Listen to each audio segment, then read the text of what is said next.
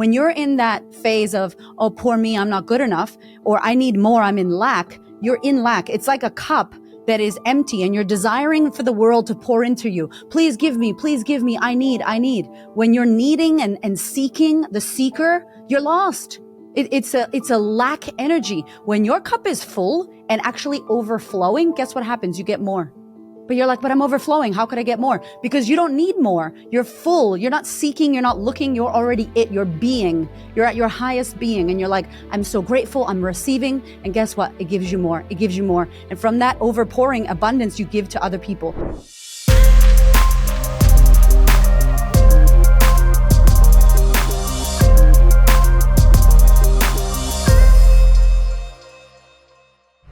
Greetings and welcome to the Dr. Espen podcast. I'm your host, Espen. Today I am joined by an incredible woman who's going to talk to us about confidence, specifically specializing in confidence for women. This is Erika Cramer. She's known as the Queen of Confidence. She's a globally recognized confidence and mindset coach.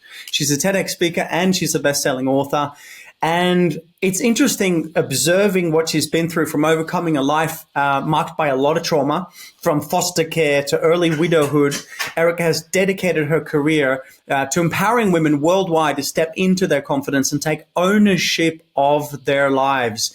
Her award-winning podcast called the Confidence Chronicles podcast has amassed millions of downloads as she continues to inspire people around the world, particularly when it comes to one, how to live incredible lives, and two, how to have incredible confidence. So we want to talk about having confidence today, standing in your truth and backing yourself, and also her book, Becoming Magnetic. This is an exciting topic because I think for me, in my reality, I spent a lot of years kind of hustling and grinding and pushing and trying to get to the next level rather than actually becoming magnetic. So we'll have that conversation as well. Erika Cramer, welcome to the podcast. How are you today? I am so excited to see you. Thank you for having me. I'm so pumped. It's a pleasure. It's good to have an American on the show who is actually now an Aussie, becoming an Australian, or has become an Australian for quite some time. Yeah, it's been beautiful to be here. But it is also nice to be an import. I know you know what I mean. Yep. It's kind of cool. Exactly right. Let's try and keep our accent as a little bit as long as possible. Hey, I want to jump straight in, Erika. I want to ask you a question about the turning point when you realized that magnetism was a thing. And as you share now with everyone has this opportunity to become magnetic. Can you talk to us about that, please? Yes. So it's crazy. I don't think I was a magnetic person my whole life. I feel like I lacked confidence. I didn't know who I was. I had a really traumatic past growing up in foster care. My mom was bipolar and really physically abusive. And my dad left when I was young. So I had this massive abandonment wound. And I'm not good enough. Nobody wants me. And that's what I learned in my childhood. Then I was sexually abused multiple times in the foster care system and through my mom's partners. And it just, again, reinforced, you're not worthy, you're not good enough. And so growing up, I feel like I lacked confidence. I lacked worthiness. I was not magnetic. And then coming to Australia, meeting my beautiful husband and doing the work that I still do, as we know, the work never stops. It continues to go. I really started to find my light again. I started to find that, I was this uninhibited kid when I was younger before all the bad stuff happened. And I was bubbly and I loved people and I loved connection. And I still am that person. And so I was able to tap into my magnetism, which I believe we all have, which is that essence, that unfiltered, pure joy, pure connection with another person, that smile when you walk across the road and you just kind of nod at someone and you keep walking and you don't demand anything else from them, but that moment in time connection for no other reason. And so I started to dig into this topic more. And after 8 years of lots of therapy, coaching, shamanic healings and retreats and crying and all the things, I realized that there beneath the surface, there was this happy, joyful person who just wanted to connect. And now that I've stepped into that, I attract amazing people. Wouldn't you think? How crazy. And the vibe that I give off just brings beautiful things and opportunities and humans to me. And then I can bounce back my energy to them. And it's just this spiral of amazing things happening. And people are like, oh my God, your life is so amazing now. And I'm like, well, it was not for a very long time. And I decided to claim that and step into it. And it's very difficult, but it is something every single one of us can do. So how does one become magnetic? Let's say that we have, we may have a little bit of natural enthusiasm, because I have that. When I grew up, it was just like such a skip in my step, such a spark in my being. But then I've also had phases of my life where I've been through difficult things and I have dimmed my light. No matter where people are at, how does one step into that spark or that magnetism that you speak of? How can we step into that even more? What are some of the steps or some of the strategies?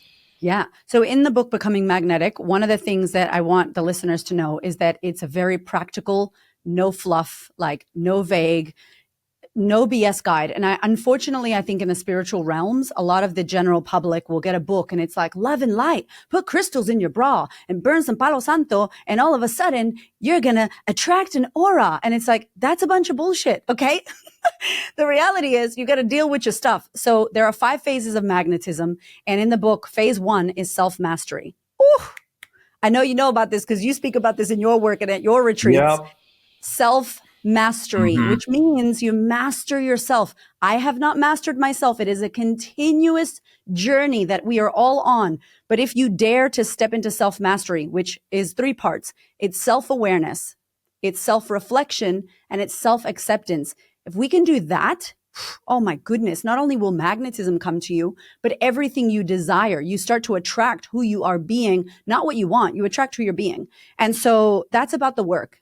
And I know you know this because you teach this, but a lot of people will be like, I'm doing the work. I'm doing the work. And it's like, what is the work? What are you doing? Like, are you really doing the work? Or you just it's so interesting. I love how you say this, because one of the things that I've heard the most for 15 years now is the sentence, and it starts with, I've done so much personal development. Yeah. But it wasn't until blah, blah, blah, blah, blah. And they say it when they've just started personal development, and they say it when they've been doing it for 30 years. I've done so much personal development. It's like, well, how long have you had the conditioning for? I mean, you had abuse in childhood, same as me, right?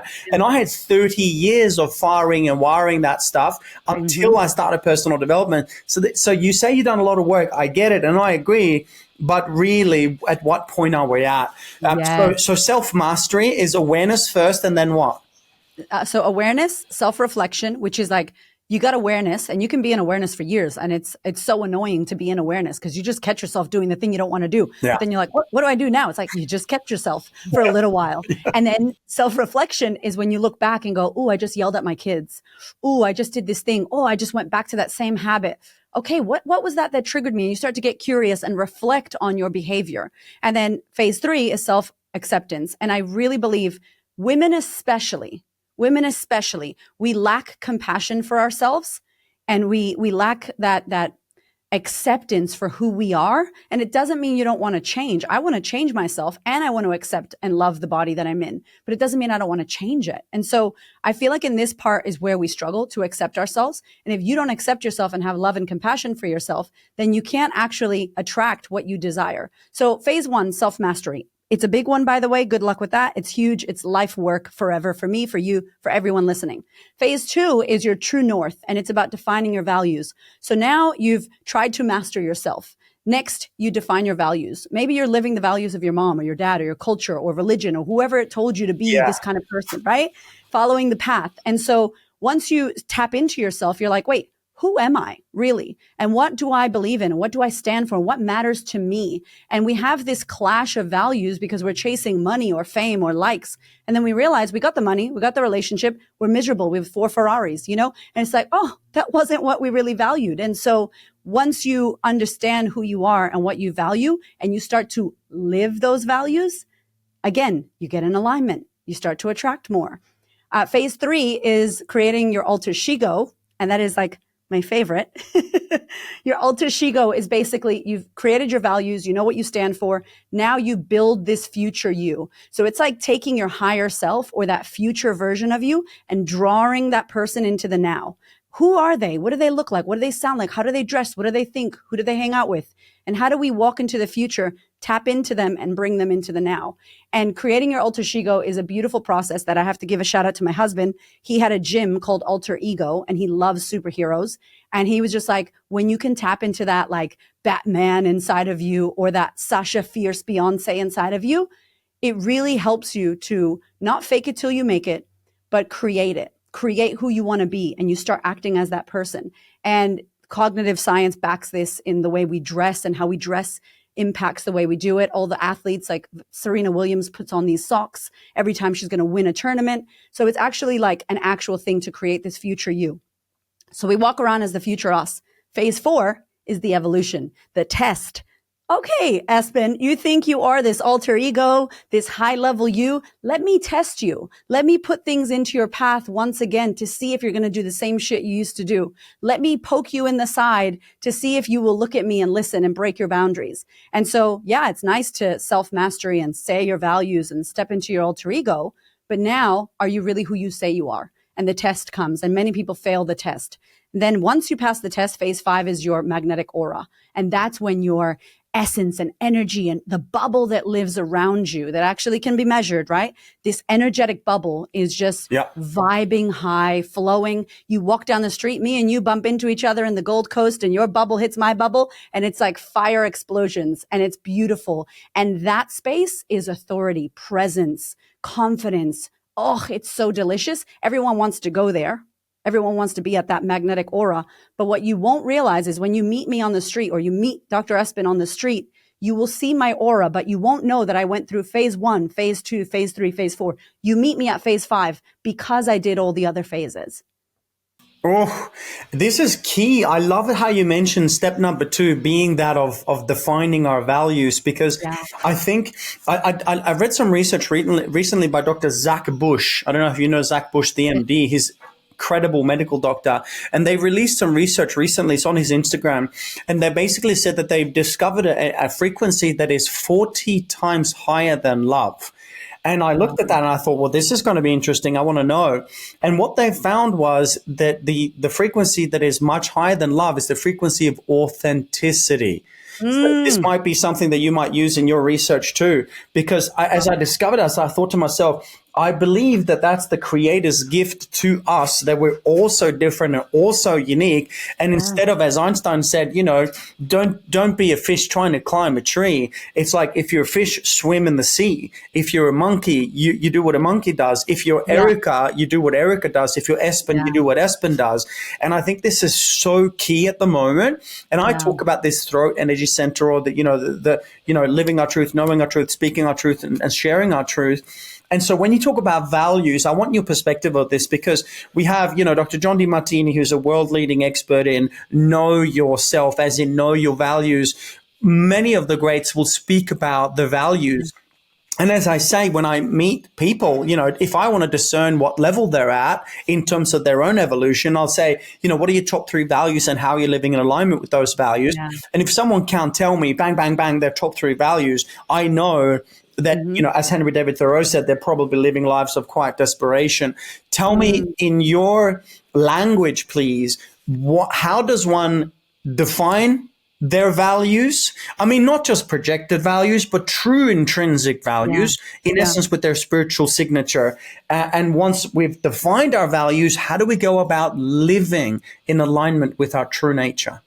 Oh, so good. Well, for something like values, every 6 months, or every time something crazy in my life happens, I reevaluate. Yeah. Like my mom got sick this year, and I don't value looking after my mom. We have a very toxic relationship. I love her. She's my mother. There's a primal motherhood connection, but I know as a human being, she's not good for me and my energy. And so I love her from afar. She lives in America.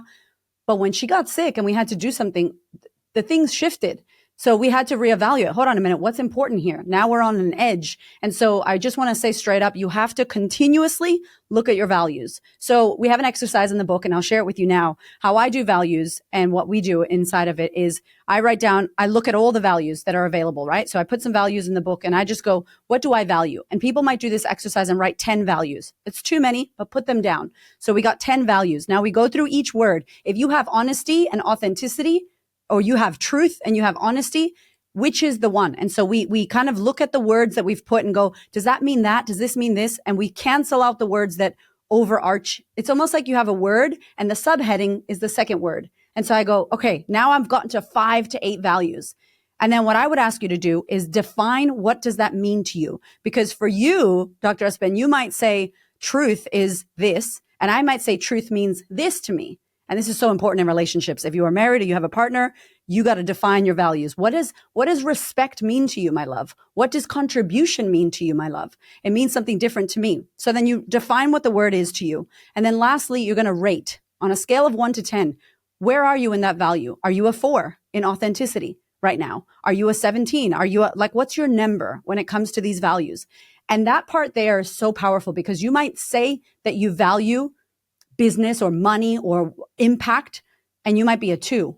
And that's your values. And so what is the thing that's stopping you from making that an 8? It should be an 8 or 8. It should be a 10 out of 10. And so you'll see the incongruence when you do this exercise, and you may be valuing something that someone else gave you in your upbringing, in your childhood, in your circles. In your circles, you might be in a circle of people that value jets and private planes, and maybe you don't value that, but you're acting like you do. So that's a kind of eye-opening exercise that's in the book that you can do. And then finally, how do you live them? Well, when you understand that you're a 6 out of 10 in the value of authenticity, that's going to give you some incongruence. You're going to feel uncomfortable every day when you get on social media because you're not being authentic. And so what's the one action that you know you need to take? You know what? I need to get on my stories, or I need to do a live, or I finally need to tell my mother that I never baptized my kid because I don't believe in that shit. And instead of pretending, I'm going to say that, right? Whatever the example is, that's the action. You take that action. It should move you on the scale of 6 to a 7 to an 8 to a 10. And you're living in alignment with who you are. It's going to feel so uncomfortable, especially if you have not understood who you are, lived your values, and been living incongruently. It's going to be super painful and uncomfortable. Oh, you're giving me truth bumps, sister. This is good. Hey. This is good. This is a truth bump moment. Okay, so I'm so in alignment with you here. And you know, when I was a physician, I owned a franchise of health clinics. One of the times that often people got diagnosed with cancer or chronic disease, one of the greatest healings, apart from any medical therapy or alternative therapy, was asking the question, hang on, where is your life not in alignment? Like, where are you doing shit that isn't aligned to you? Where are you subordinating? Where are you not speaking your truth? Because the way I look at it from a metaphysical perspective is a cancer is a group of cells that is out of alignment with the rest of the cells in the body. So where is that a thing in your life? Yes. And it's so big. And so it brings me to a concept. When I studied some of your work, you speak of how confidence feels like shit. Okay. And I want to touch on this because maybe I'm wrong, but it feels like, hey, when I'm living a life that's not aligned to me and I become confident and I start living in alignment with my values, it's going to feel like shit because I need to tell my dad, no. I need to tell my mom, yes, or whatever. I need to tell my peers that, no, fuck, I'm not doing drinks on Friday anymore because alcohol is not aligned with me anymore.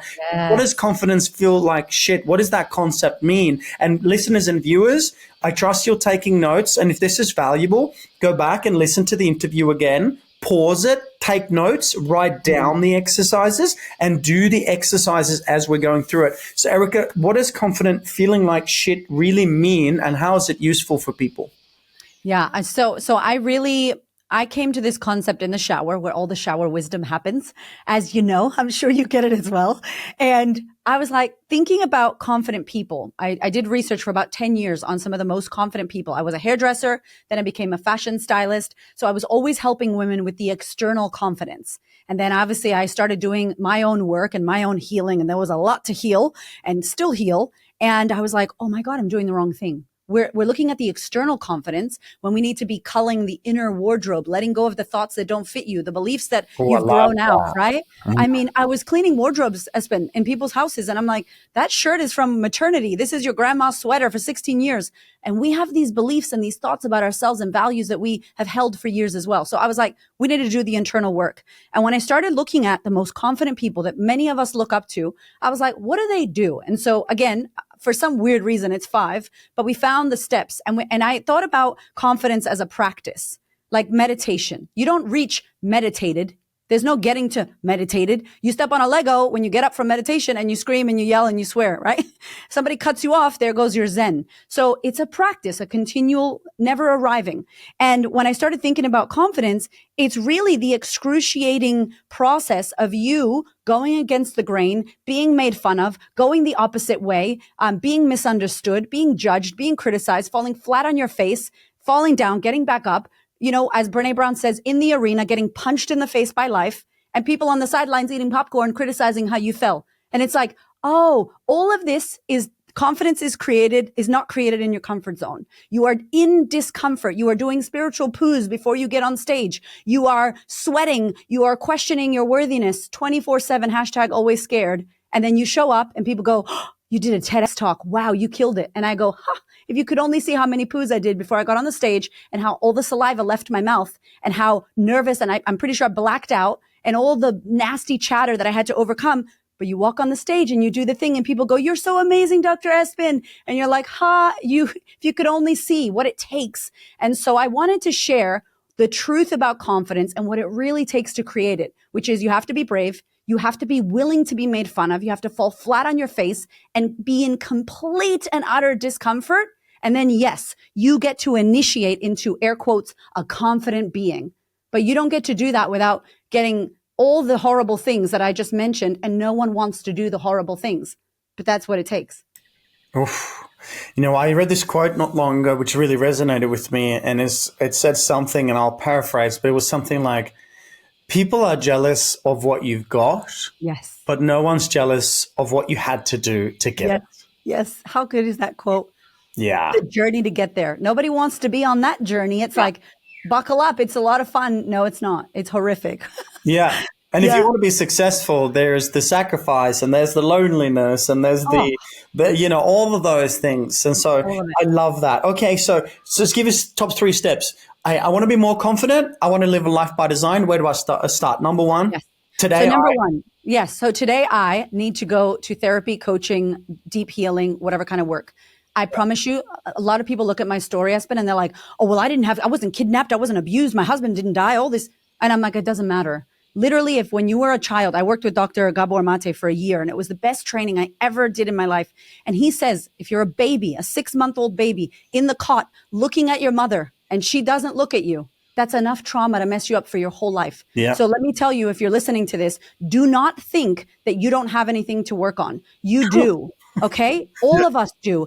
And that's not a problem. That's not a bad thing. It's your resilience. It's finding the gifts and all the shit that life gave you. And I have this terrible analogy, and I always talk about poo because confidence feels like shit and it makes sense and it's fun. So there's a piece of shit at your front door and it's hot and stinky and people go, oh, this is so gross. And they slam the door. And I go, no, open the door, put some gloves on and get your hand in the shit, because there's jewels and diamonds and gold in the shit that you experienced, but you're not willing to get your hands dirty and pull it out. So then it's just a piece of shit at your door that you can never claim any lessons or gifts from. And really, when we go back and do the work on your bullying as a child, how your parents got divorced when you were little, how somebody made fun of your weight or your acne on the playground, all of that is going to teach you something. But if you only look at it as it was a bad thing and you don't heal it and you don't work on it, then you're not able to be a fully functioning, fully embodied, aligned human being who is joyful and attracts everything they want. So number 1, get some support on you. Like, what area of your life is not good? Work on that shit.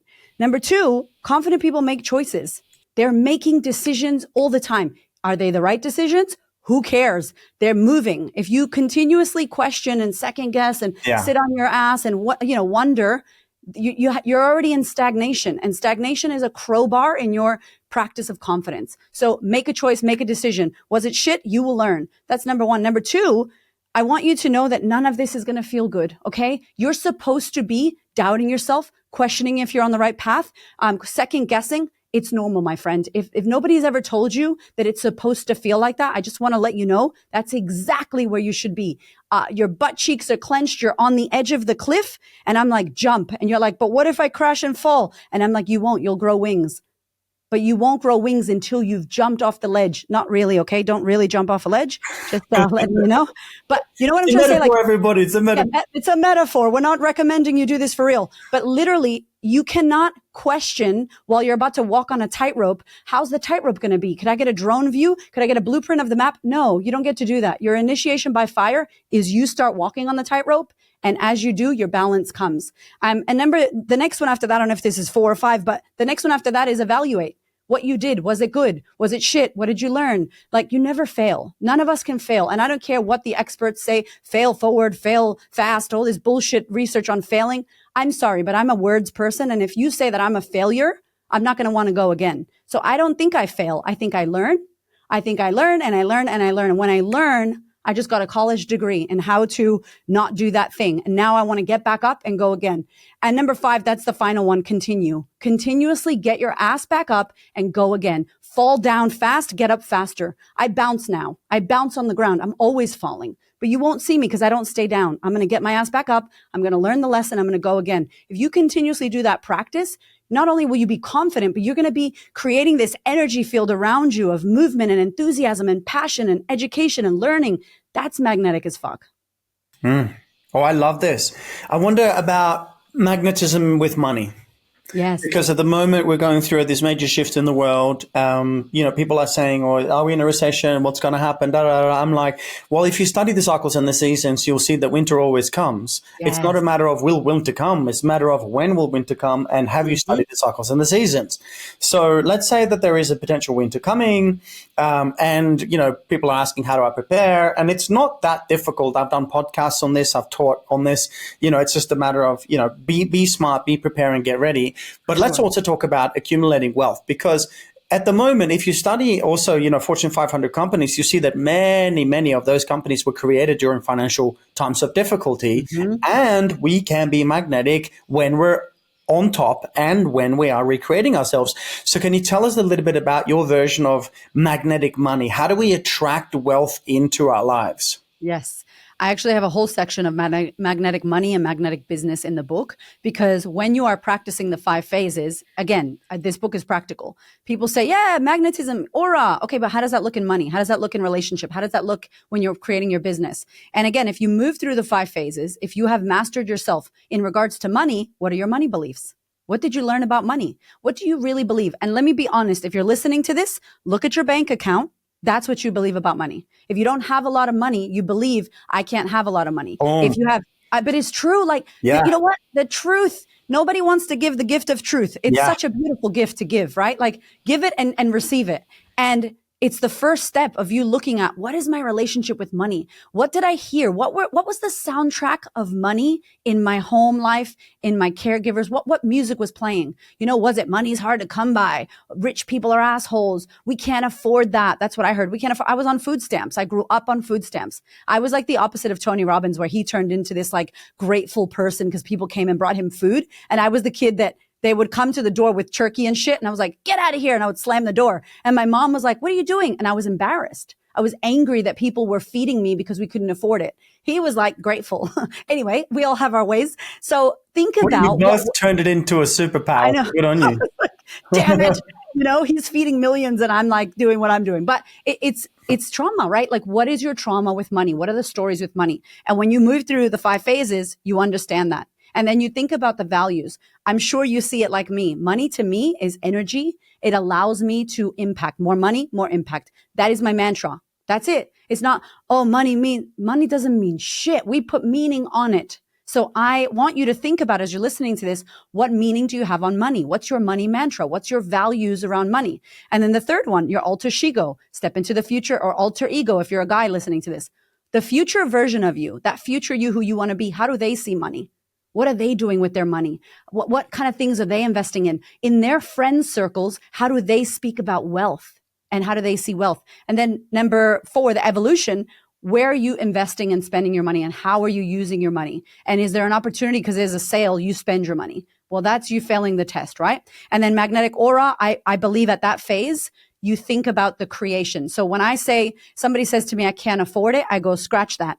I need to create it. How can I create the money? When you ask yourself, how can I create it versus, I can't afford it. I can't afford it is like, I just gave up. It's so victim mindset. How do I create the money? Empowered. Solutions. I'm in movement. I want to action. I want to sell something. I want to go on whatever. I want to go sell something. I want to do a yard sale. I want to create an offer. And so I think about creation of money because you are the creator of your life. Believe it or not, friends. And if you're listening to Espen, then you know that you are the creator. So if you don't have it, how can you create it? What value can you add to make more money? And when you live magnetism in the 5 phases, your money game is next level. And then you get this beautiful abundance around you, even when we have no money. I never believed I don't listen to the economy shit, not because it's not true. I just want to say I don't listen because my brain is a human brain, and my brain will go, oh my God, that means no one's going to buy my course, and that means it's going to be hard to sell. No, I don't need that radio station playing. That's bullshit. And it could be true for some people, but also there are people right now spending a lot of money. There are people right now balling out. There are people that are making money. So how are they doing it? Get onto their frequency and think how they think, and you will get those results. I love this. I think this is absolutely key because I teach the same thing in one of my events. I take people through a timeline process. We take them back to childhood. We close our eyes, we sit, we breathe, we feel, we open up, the parts of the brain that need to be accessed, particularly the subconscious, and also getting into the body, feeling what the body feels about this. And then we ask the question, what's the earliest memory of money from childhood? Well, when you were observing your parents having a conversation of money, what's the emotion? And I get them to write down the emotion. And then we bring them across the timeline back into the body, and then they open up their eyes and write it down. And 97% of people in Australia, and I've done this with over 10,000 people, 97% of people have a fear-based earliest imprint when it comes to money. And so I loved how you said what you said before. It's like, you want to understand your values and your belief around money, just look at your bank account. That is the easiest ways to discern where you're at with your money mindset. Yeah. So then how do we change it? Money equals impact. I love this. And I love this. I love this. And I think, irrelevant of what is happening and what is going to happen, the old saying goes, if you want to make $1 million, help 1 million people. If you can be of service, you will be wealthy. If you can find ways to serve others, they would want to pay you for it. And the bigger the problem, the bigger the paycheck. So I love your philosophy on this. Do you want to add to it? Yeah, I do. I'm like, I love this because I remember someone said to me, actually, it was a book that Dr. Joe Dispenza. And my husband and I were talking about it. And he said like the frequency of gratitude, right? And when we're in lack, any kind of lack, any kind of lack, I'm not good enough. No one loves me. No one loves me. I'm not going to find anyone. Like this poor me mentality, the victimhood mentality. And I say that with respect. I was a victim. I was victimized. But it doesn't mean I need to live in the poor me, I'm a victim mindset. It doesn't help me, and it doesn't help the world. Especially if you're listening and you're here to create and impact people, you definitely need to work on this. When you're in that phase of, oh, poor me, I'm not good enough, or I need more, I'm in lack, you're in lack. It's like a cup that is empty and you're desiring for the world to pour into you. Please give me, I need. When you're needing and seeking the seeker, you're lost. It's a lack energy. When your cup is full and actually overflowing, guess what happens? You get more. But you're like, but I'm overflowing. How could I get more? Because you don't need more. You're full. You're not seeking. You're not looking. You're already it. You're being. You're at your highest being. And you're like, I'm so grateful. I'm receiving. And guess what? It gives you more. It gives you more. And from that overpouring abundance, you give to other people. And I have to say, so many of us are like, I'm a charity person and I don't make any money in my business because I have this charity. And I'm like, how are you going to feed people? You can't be poor enough to help the poor or sick enough to help the sick. You have to be well. You have to be really well and doing really well if you want to help people. And sometimes that philanthropy mindset that we have as beginner businesses, it screws us over, and it actually makes you not only not help yourself, but then you don't actually help others as well.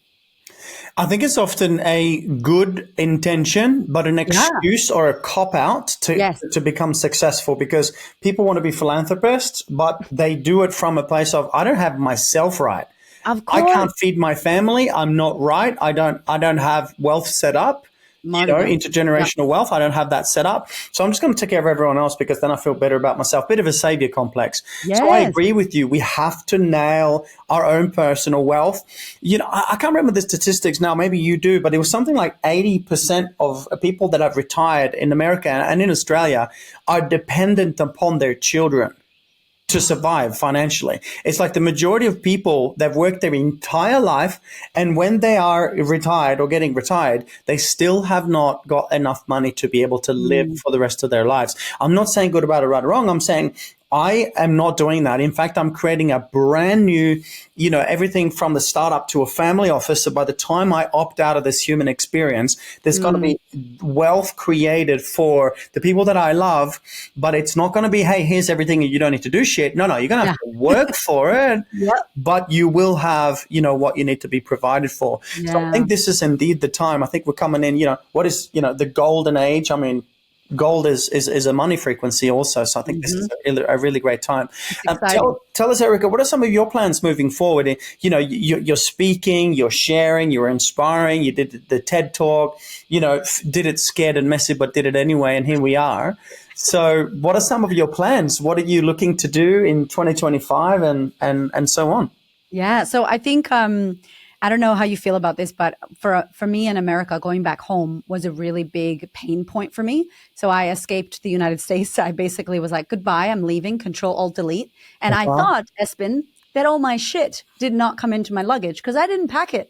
But somehow all my stuff followed me across the Pacific Ocean. Isn't that funny? I tried to escape it and it came with me. And so I had a big wound around the United States, around what America meant to me, my abuse, my husband died, all the stuff. I was in the military for 10 years. So I had a lot of messed up stories around the US and what I was making it mean. And then my subconscious would watch the news on YouTube or hear a story and go, see, it's horrible. It's a bad place. My kids are going to get trafficked and we're going to die if we go there. So I never went back to America until this year. I had to go because of a sad thing that happened with my mom. And I went back, I landed in Los Angeles and I started crying. And I said to my husband, listen, I'm going to be weird about the kids because I am. Just give me a minute. Like I've lived the trauma there. It's not, you know, it's in my body. So I was like, I just need a moment. We got there. Nobody got trafficked. Nobody got stolen. It was incredible. It was amazing. And it reignited and allowed me to reclaim my country for myself back, that America's safe, that it's a great place. And so 2025 for me is about going back. Erika goes back to America and actually starting again. Because in Australia, I've done what I've done here. In America, I have a beautiful audience, but I haven't done what I've done here. And so now next year for me is a humble restart in a way, because I'm going to build over there. I'm going to go and connect and run events again and be there. And so I'm really looking forward to the book. We'll be there next year in 25, mid 25, and go over and connect with those people, because in my heart and soul, that's where my big impact is. It's in the marginalized communities. It's in the women of color, especially me as a Latina. It's in the women who believe that they can't make it because of all the bad things that have happened to them. And they don't have role models, and they don't have a ladder, and they don't have a path, and they don't have money to invest. And if I could just go speak and preach and slap a few faces into reality and hand the book and say, do the damn thing, then that would really fulfill my heart and soul for 2025. So that's some of the goals for 25. Oh, I love this. Wow. When you speak, I feel the spark. And so there's going to be many women transformed. And I love how you say, you know, slap. It's like sometimes we need a kick in the ass. Yeah. I don't know about you, but I hire a personal trainer, not because I'm not good at exercise. I'm a weapon. But I hire a trainer because he's going to keep me one more minute in the ice bath, and that shit's going to make a difference. So blessed they are, these beautiful women that get to be guided by your slaps. Thank you. Yeah. So what are they? My people on the podcast told me, like, you give a loving bitch slap, and I was like, okay, well, I like that it's loving. That's great. The only time you grow is outside the comfort zone, right? I think COVID hit, we became really uncomfortable, and then suddenly the government said, hey, we'll give you free money and you don't need to work. And there's a lot of entitlement now. And I think there's a lot of people kind of sitting there going, oh, we're just going to wait. You talk about not taking action before and stagnating. And I think this is a time to freaking move, not hustle or rush, but to get mobilized, to make decisions. What are your thoughts? Yeah. No, I love that. And I think we were saying before we started recording, like, you're from Norway, I'm from America. And I think that what's beautiful, and I say this to Australian audiences, and people look at me and I'm like, if you want to cancel me, but it's true. If it hurts you, it's true. In this country, in Australia, we're really blessed. We don't have many people. 26 million people is nothing, okay? There's not a lot of people here, lots of land, and there's so much that hasn't happened here, so much innovation that is still yet to come. And they say America is the land of opportunity, and I truly believe Australia is the land of opportunity. Incredible. The problem here is that we get sleepy because we can. We self-doubt, and self-doubt is a privilege. There's some countries that don't have the privilege of doubting themselves, of sitting there going, I don't know what I should do. Maybe I should. They're just moving. They're just making it happen because they have to. They have to. If I don't do, I don't eat. Yeah, totally. It's a survival. Like, we don't have a tall poppy in America, not because we don't have it. I think my people will die if we got tall poppy virus. You know, like, we would die. Like, there's a survival mechanism. And it's kind of good to have that edge where there's 55 Erikas in the United States right here on the top, on the bottom, on the side, chasing me, going, be better, elevate, innovate, be better, work harder, and not harder like hustling, but give a shit about what you do and the work you're putting out into the world. And when there's no one in competition and when there's no one chasing you, then you get comfortable, you get lazy. You're like, oh, I'll just chill. There's no sense of urgency, passion, enthusiasm. That passion and enthusiasm, I've seen you on stage, the shit that you do, Espen, it's magnetic. And people are like in the stadium and they're looking at you and they're like, yes, because they can feel the passion that you have, and that passion goes on to them. Then they get passionate, and the people they impact get passionate. We need more passion and desire and drive, not because we want to hustle and make $1 million, but because we can. We're alive. Like, let's live. Let's live. I think this is crucial. Many people are existing, not living. I think this is a really big thing at the moment.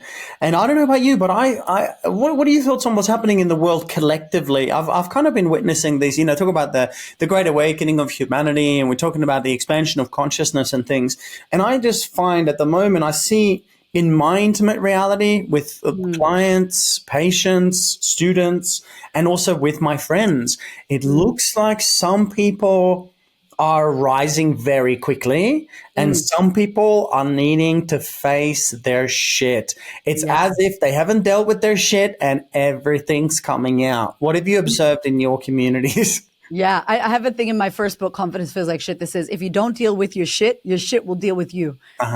It's going to deal with you. So I feel like I've seen that there's a lot of, I work obviously with women, and I feel like women are starting to come to terms with their power.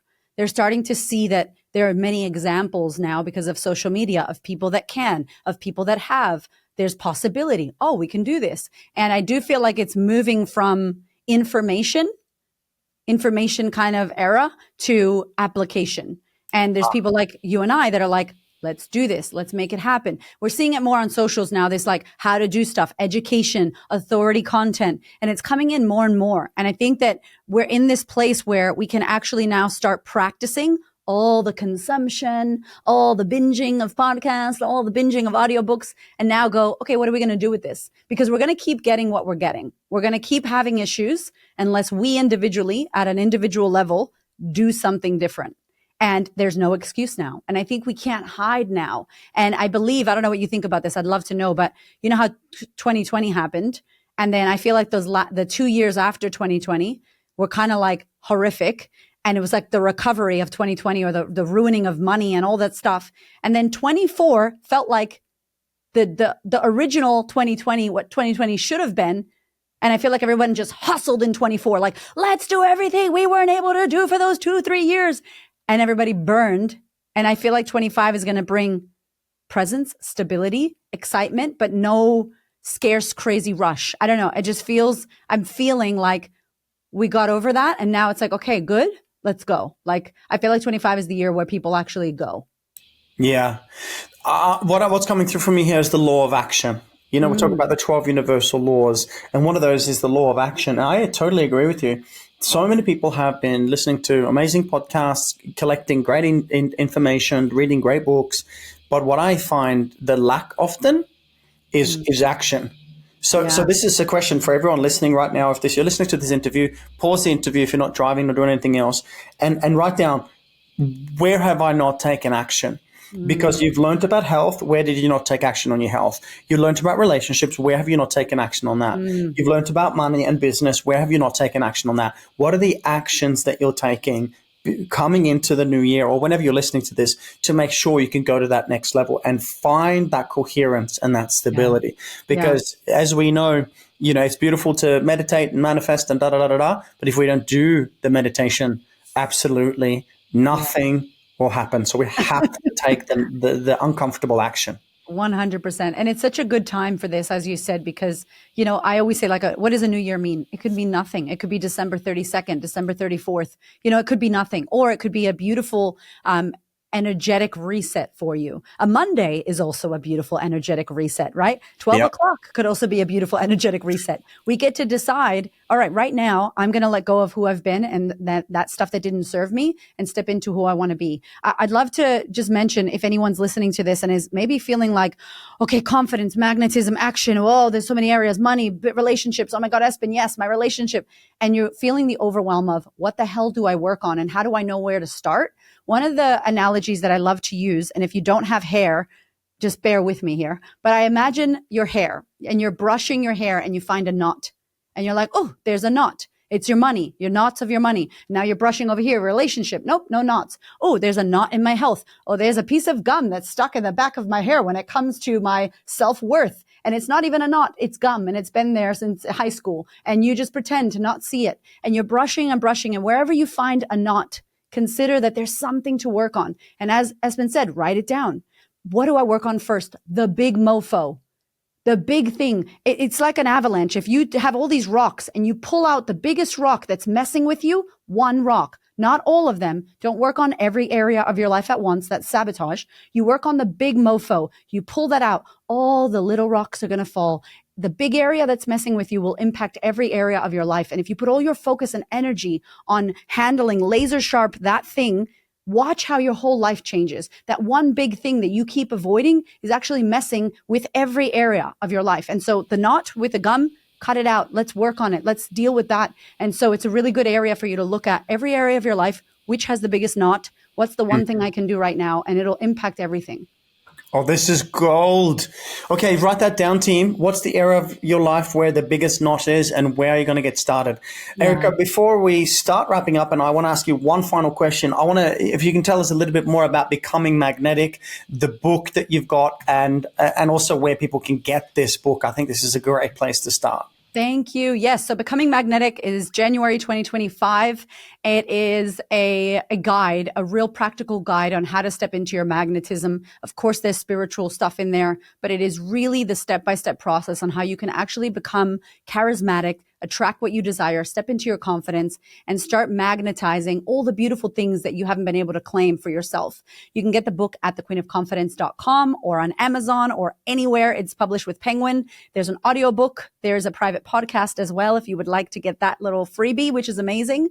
And we'll be doing a tour around Australia, and I'll be sharing this quite a lot because I think it's such a beautiful and impactful thing that we need to step into. And it is not fluffy and vague. It is going to teach you exactly the steps on how to do it. I love it. thequeenofconfidence.com. Go and check it out, everybody. This has been refreshing. And I just want to say, for listeners and viewers, I know not everybody has, lost their husband and grown up in abuse. And like me, the challenges and the traumas that I've gone through. And so sometimes I think it's important to speak to the fact that there's no point comparing yourself to Erika or myself or anyone else. You are your uniqueness of you. If your traumas are massive, beautiful. If you haven't had many traumas, that's excellent as well. You've got less stuff potentially to kind of work through. You mentioned the healing that you had when you went to America, obviously coming home and having that, reintegration and healing. I think it's really, really beautiful. So just want to speak to that, irrelevant of where you are at. If you're listening to this, you are amazing. You've got everything that you need within you. And from this podcast and thequeenofconfidence.com, you can get the book and from January and many other things. So just trust yourself. I say faith it until you make it, double down on yourself. And it's going to be an incredible year ahead. So I want to ask you one last question, Erika, if I can, please. Yes. Okay, this is my favorite question to ask, and it goes like this. I want you to imagine that you are on the world stage, okay? Every sentient being alive has gathered, watching, tuning in to your message to the world right now. Take a breath, take your time, and when you're ready, please, Erika, share. What is your message to the world right now? My message is, what if the person stopping you was you all along? Because it's not can you do it, it's will you. Will you do what it takes to have the life that you desire? Because you can. If this is a mic, it was just dropped. I'm clearly ready for the stage, damn it. Yeah. Come on, everyone. Yes. Yes. Let's go. Hey, sister, I love your energy. I love you. Oh, this is beautiful. Thank you so much. Any final words to our listeners and viewers? I think that was just it for me. That was gorgeous. Oh, I'm really grateful. Thank you for doing this work that you do. Thank you for showing up as you do with all the hours and all the care that you put into this podcast and into your work. And thank you to the listeners. If you've loved this, we would love for you to tag us and tell us what you got from this episode. And more importantly, what are you going to do about it? Because there's so much you can do, and it's a very exciting time to do it. So Espen, thank you deeply for being who you are. It's a privilege and a pleasure. Thank you for taking the time to jump on. Good luck on your book tour and all the good stuff. We'll stay in touch. We'll stay connected. And ladies and gentlemen, if this has been useful for you, as I say, if you listen to this transmission and you're getting the truth bumps and you're like getting the ahas, listen to it again. Stop, pause, write it out. What's the action? What am I doing? And of course, also pay it forward. Share this with as many people as you can, because you never know how many people, how many lives can be impacted by a simple share. So Erika Cramer, everybody, thanks again. Thank you so much.